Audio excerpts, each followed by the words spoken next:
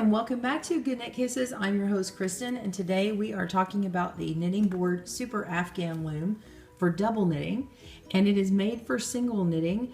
But as you see here, I have marked a couple of these pegs here, and they go all the way around, and it's to show you which pegs to skip if you want to double knit.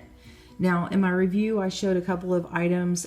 This is Red Heart from Vivid, and it's very, very bulky. In fact, it is a number 6, I believe. It should be labeled as a 7 because it is so big. So I'd go with something maybe a little bit smaller than this, but a Hometown from Lion Brand is about right, or you might want a little bit of a strand bigger. So a super bulky yarn works out really well, or double or triple your other yarns, maybe even 4. So it's going to be big because there's a big gap here. Now I've put a blog out, and I'll put the link in the description of this video, but some people want to actually visually see it, so I wanted to just sort of describe it here.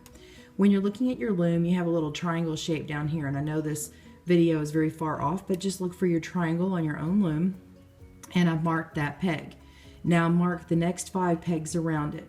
So the front peg and what you might assume to be the back peg here, you can't use these at all, and of course you can't use these, so we're just going to mark them with black.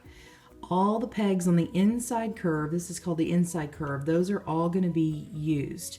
Now the outside of the curve, this part, you're going to see some of them skip, but it's periodic. So on my instructions you'll see where I write knit 2 or K2 and then SK1, which is skip 1, and then I'll say do it for 6 sets. So this is 1 set, this is the next set, and this is the next. So we have 1, 2, 3, 4, 5, 6 sets, and then we have a knit 3 or K3 skip 1, and that's only for 1 set. And then I have the knit 2 skip 1, and I have it for 1, 2, 3, 4 sets, and then I do the 3 again, and then I do the 2 again, 1, 2, 3, 4, 5. So the rest of these pegs here, there's about 5 pegs or so, and it doesn't really matter because once you stop this set, you're going to go to the other side and repeat the exact same pattern, and then when it stops, there's about a space of 5 pegs in between these that'll just get knit back and forth, and you don't need to do anything else. So this is how you do it. You can use pretty much any double knitting pattern. You can do the figure 8 stitch, which is a twisted knit stitch on here easily. That's what I used, but of course there's other ones.